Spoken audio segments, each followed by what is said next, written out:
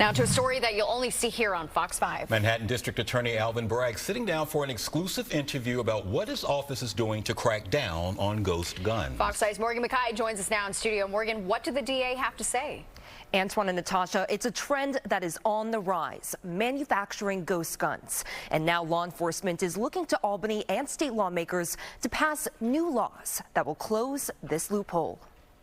What we have right here, this is a one-shot firearm. This is one of the first designs in 3D printing. It's called a ghost gun, and these untraceable firearms put together by unlicensed gun owners are becoming increasingly popular. We are getting to the evolution where almost all components of a firearm can be 3D printed. They are also shockingly cheap to make.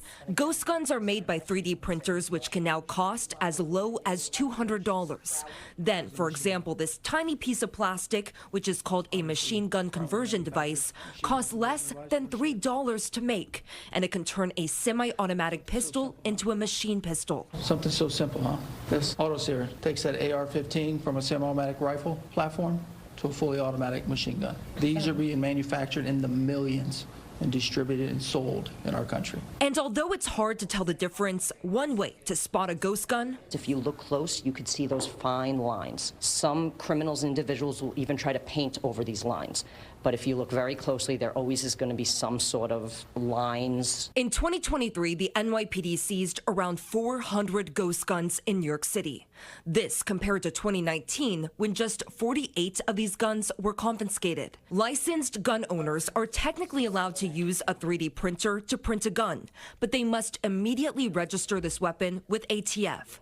For everyone else, right now under New York law, it is illegal to possess a ghost gun, and if found with one, that person can be charged with a felony.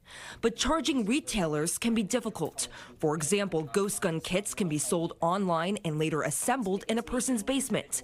And these kits or parts can be found on places like Facebook Marketplace or Amazon. We have seen parts such as the solvent and other parts hanging from kind of a hanger, and they bill it as wind chimes. In order to try to combat this growing number of ghost guns, those on the ground are asking state lawmakers to close two loopholes.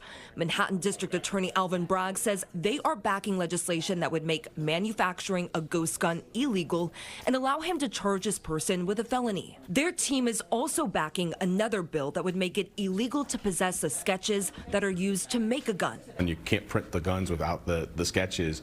Also, we're seeing in the chat groups where those are exchanged a lot of extremism and hate talk. Besides just legislation, this team is also hoping to educate parents to be on the lookout. When they see items like this in their kids' playroom where they think it's harmless, that it's a Nerf gun, they're just goofing off, it's paintball, be aware and be cognizant of what your children are involved in.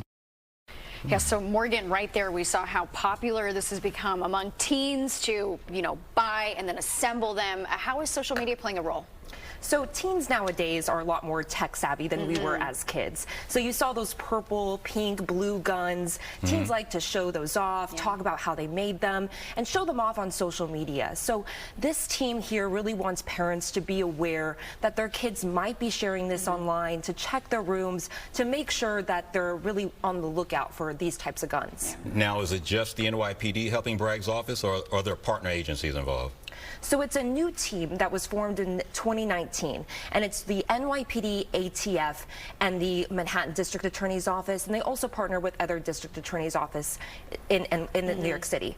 Now, this is actually pretty unique, and I asked, is it kind of like in the movies when the federal agents come in and say, hand over your evidence, it's our case now, and they said, actually a little bit, this isn't actually very common to have teams like this. So they actually go around to cities across the country and educate law enforcement about how important it is to work together on a federal, city, and state level. Yeah, such a concerning topic. All right, Morgan, thank you so much. Thank you.